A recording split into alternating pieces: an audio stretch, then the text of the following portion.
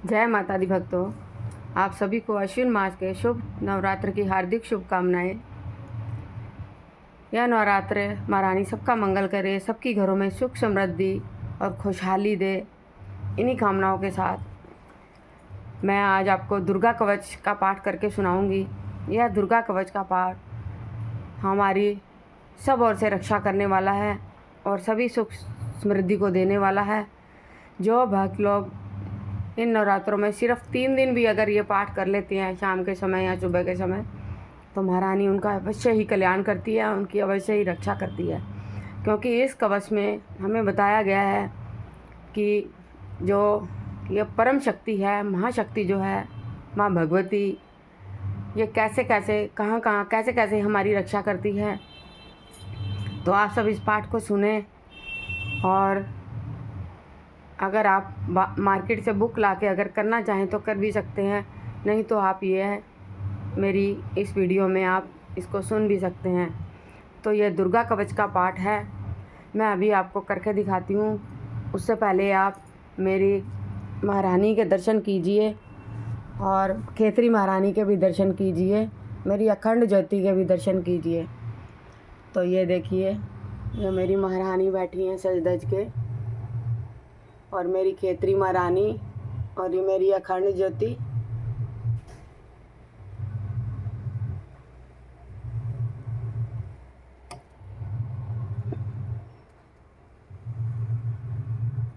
ये मेरे कलश,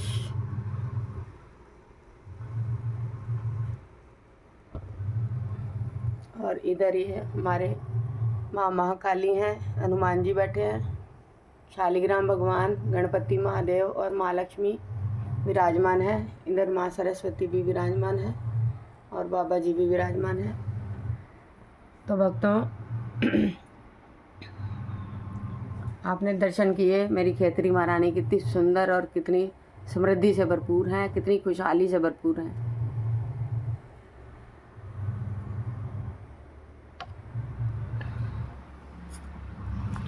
तो भक्तों, अब मैं आपको दुर्गा कवच का पाठ करके सुनाती हूँ। आप श्रद्धापूर्वक इस पाठ को सुने।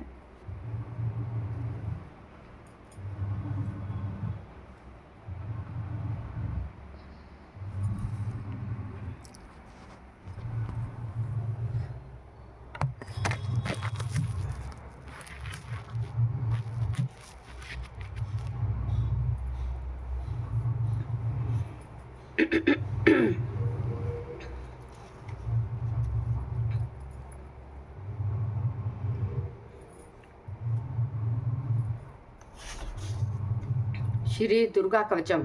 यह कवच आत्मा को प्रसन्नचित करने वाला तथा इंद्रियों को वश में करने वाला है। इस कवच का नियमित पाठ करने वाले को जीवन में कभी दुख नहीं मिलता। माँ दुर्गा स्वयं उसके प्राणों की रक्षा करती हैं।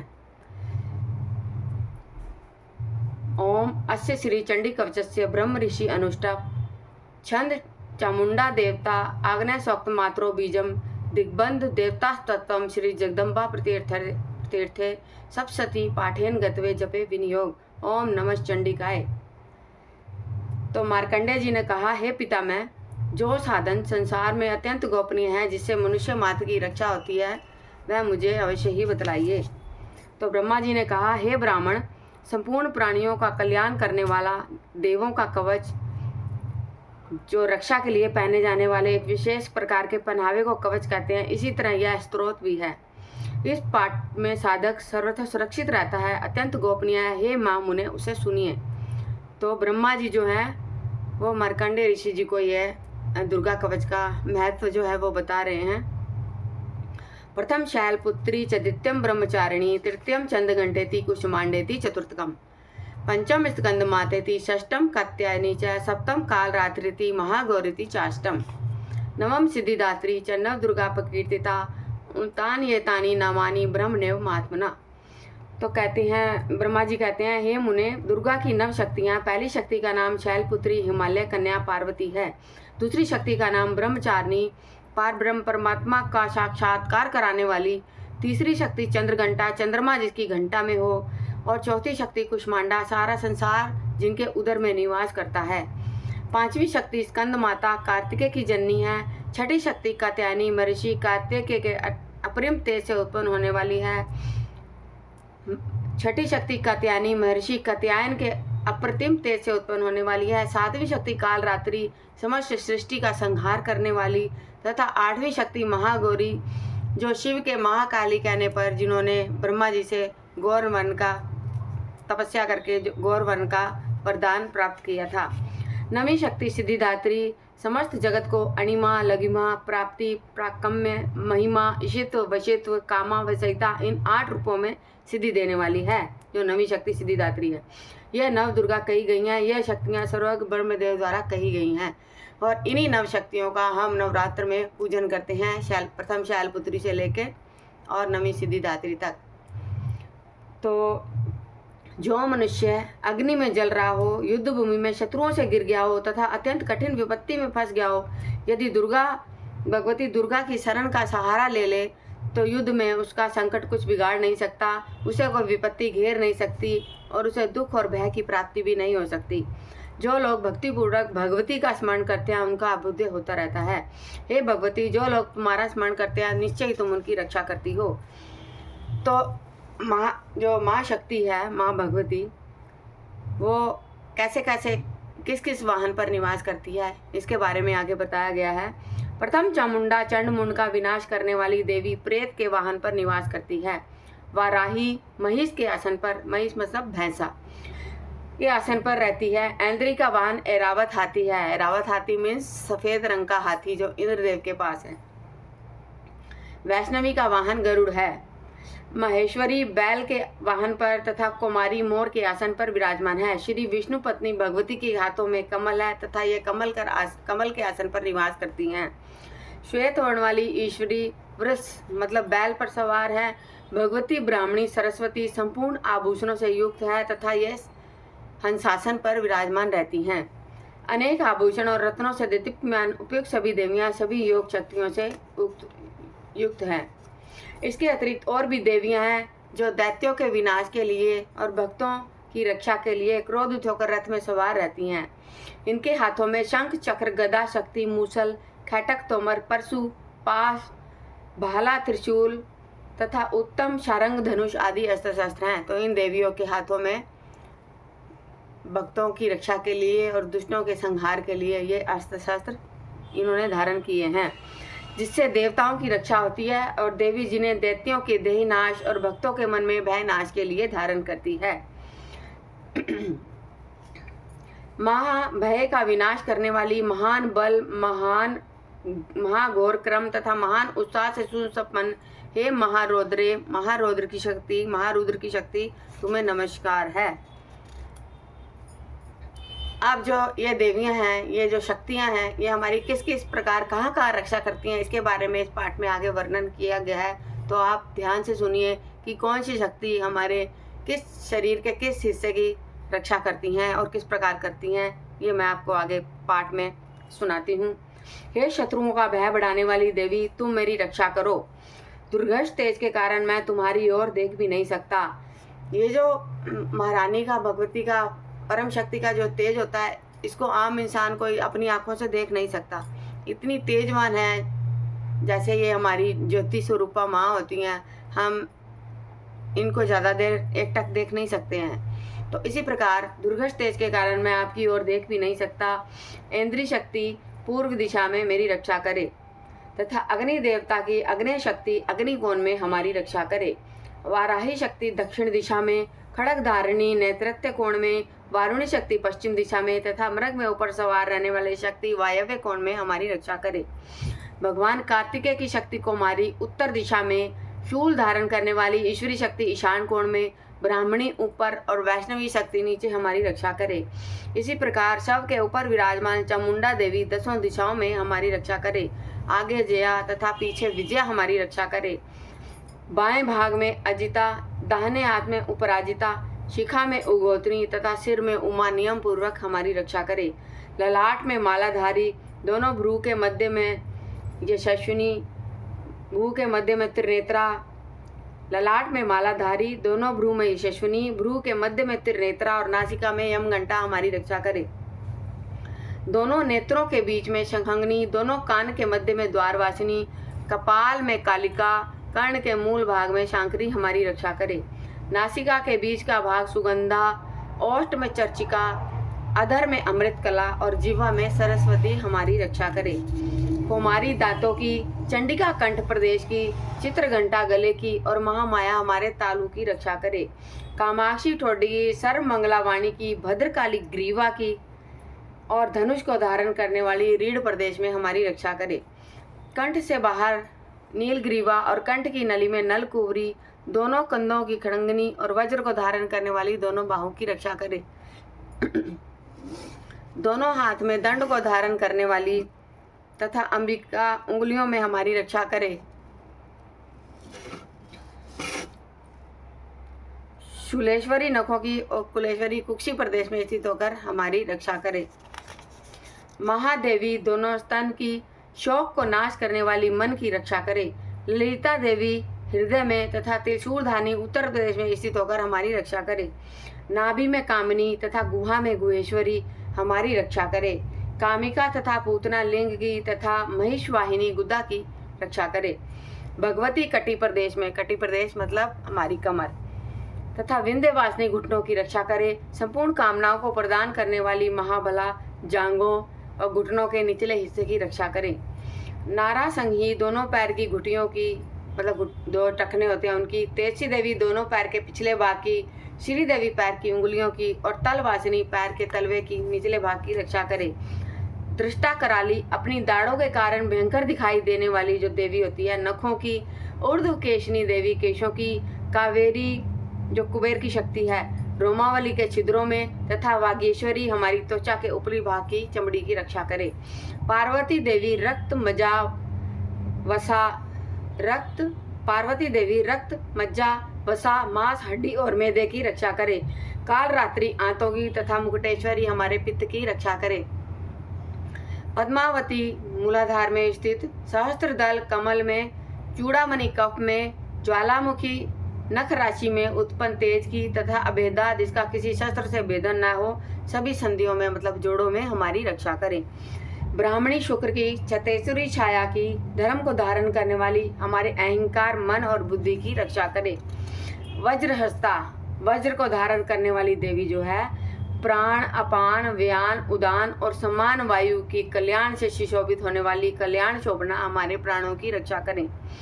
रस, रूप, गंध, शब्द और स्पर्श रूप विषयों का अनुभव करते योगिनी तथा हमारे सत, रज और तमोगुण की रक्षा नारायणी देवी करें। वाराही वायु की, वैष्णवी धर्म की, चक्रिणी जो चक्र को धारण करने वाली देवी हैं, यश कीर्ति की, लक्ष्मी धन और विद्या की रक्षा करें। हे इंद्राणी तुम मेरे कुल की और हे चंडिके तुम हमारे पशुओं की रक्षा करो। महालक्ष्मी पुत्रों की और भैरवी देवी हमारी स्त्री की रक्षा करें। सुपथा जो प्रशस्त मार्ग पर चलने वाली देवी हैं, हमारे पथ की। क्षेमकरी जो कल्याण करने वाली देवी हैं, हमारे मार्ग की रक्षा करें। राजद्वार पर महालक्ष्मी और सब ओर से व्याप्त रहने वाली विजया भयों से हमारी रक्षा करें। हे देवी इस कवच में जिस स्थान की रक्षा नहीं कही गई है उस आरक्षित स्थान में तुम्हारी शक्ति पाप को नाश करने वाली जयंती देवी हमारी रक्षा करें। इस प्रकार से जो देवियां हैं वो हमारी शरीर के किस किस अंग की कौन कौन सी देवी रक्षा करती है, मैंने इसका वर्णन किया। अब इस पाठ की आगे क्या महिमाएं हैं, इस पाठ को करने से क्या क्या होता है उसका मैं वर्णन करूंगी। यदि मनुष्य अपना कल्याण चाहे तो कवच के पाठ के बिना एक पग भी कहीं यात्रा ना करे, क्योंकि कवच का पाठ करके चलने वाला मनुष्य जिस जिस स्थान पर जाता है उसे वहाँ धन का लाभ होता है और संपूर्ण कामनाओं को सिद्ध करने वाली विजय की प्राप्ति होती है। वह पुरुष जिस जिस अभिष्ट वस्तु को चाहता है वह वस्तु निश्चय उसे प्राप्त होती है। कवच का पाठ करने वाला इस पृथ्वी पर अतुल ऐश्वर्य को प्राप्त करता है। वह किसी से नहीं डरता और युद्ध में उसे कोई हरा भी नहीं सकता। तीनों लोकों में उसकी पूजा होती है और देवी का यह कवच देवताओं के लिए भी दुर्लभ है, मतलब जो देव हैं उनके लिए भी यह दुर्लभ है, जो मनुष्यों के लिए एक आसान तरीका बना दिया है। वैसे तो ये सारा पाठ जो है वो संस्कृत के श्लोकों में है, लेकिन मैं आपकी सुविधा के लिए ताकि आपको समझ में आ सके मैं इसका हिंदी रूपांतरण आपको सुना रही हूँ। तो यह पाठ देवताओं के लिए भी दुर्लभ है। जो लोग 3 संध्या में श्रद्धा पूर्वक इस कवच का पाठ करते हैं उन्हें देवी कला की प्राप्ति होती है। तीनों लोकों में उन्हें कोई जीत नहीं सकता। उस पुरुष की मृत्यु नहीं होती, वह 100 से अधिक वर्ष तक जीवित रहता है। इस कवच का पाठ करने से सिर में होने वाला खाज का रोग, मकड़ी, चेचक, विस्फोटक आदि कोई भी रोग नहीं होते, और जो होते भी हैं तो वो नष्ट हो जाते हैं। स्थावर विष, कनेर, भांग, अफीम में रहने वाला, जंगम विष, सांप, बिच्छू आदि से उत्पन्न, कृत्रिम विष, अफीम, तेल आदि के संयोग से उत्पन्न, ये सभी प्रकार के विष नष्ट हो जाते हैं। इस पाठ को करने से जो जिस भी प्रकार के विष होते हैं जो मैंने बताया वो सब नष्ट हो जाते हैं। मारन, मोहन तथा उच्चाटन आदि सभी प्रकार के किए गए अविचार, यंत्र तथा मंत्र, पृथ्वी तथा आकाश में विचरण करने वाले ग्राम देवता, जल में उत्पन्न होने वाले तथा उपदेश से सिद्ध होने वाले सभी प्रकार के शुद्र देवता आदि कवच का पाठ करने वाले मनुष्यों को देखते ही विनष्ट हो जाते हैं।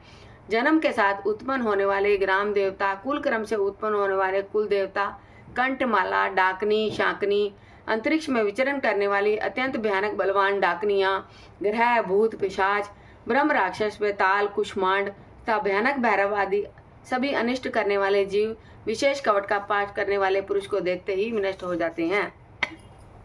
तो भक्तों, जो जो इस कवच का पाठ करता है 3 संध्या में,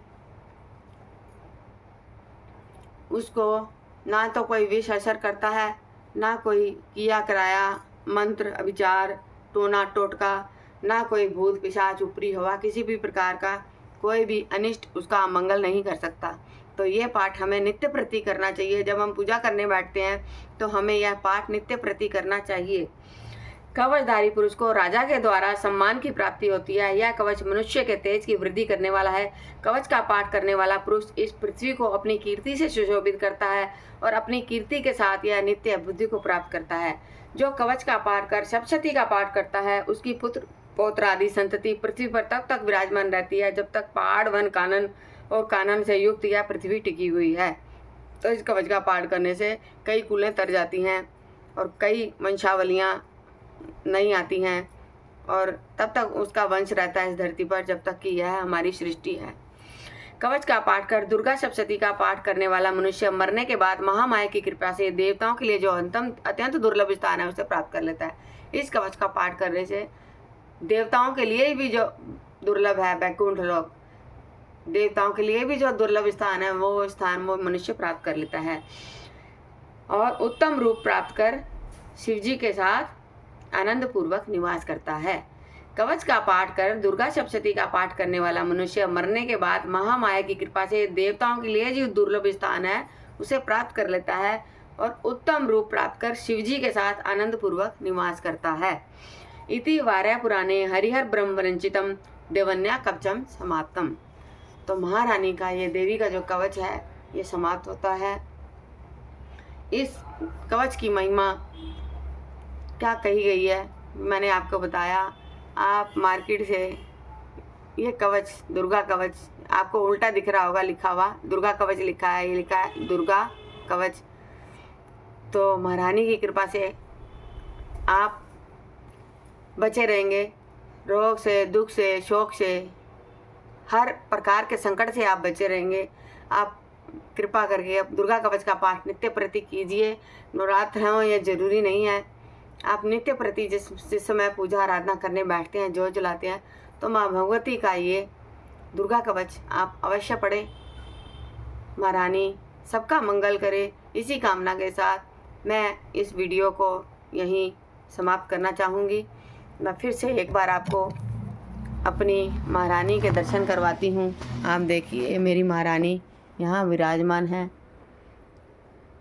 अखंड ज्योति है और ये मेरी माँ सज धज के बैठी हैं और ये मेरी खेतरी महारानी है, ये मेरी अखंड ज्योति है। और इधर गणपति महाराज, शालिग्राम भगवान, माँ महालक्ष्मी, माँ सरस्वती, माँ कालका और ये सब मेरे देवी देवता यहाँ विराजमान है। हनुमान जी, राम जी, इधर शंकर जी भी हैं पीछे। अब खेतरी महारानी ने उनको ढक दिया है, पर्दा कर दिया है। इधर बांके बिहारी लाल हैं, कार्टून नरेश है। तो ये मेरा मंदिर है, छोटा है पर बहुत ही टोटा है। मेरा मंदिर छोटा है पर बहुत ही टोटा है, मतलब सुंदर है। चाहे जैसा भी है तो सही। वैसे तो हमारा मन ही मंदिर होता है, लेकिन घर में एक पूजा स्थान ज़रूर होना चाहिए, चाहे कैसा भी हो।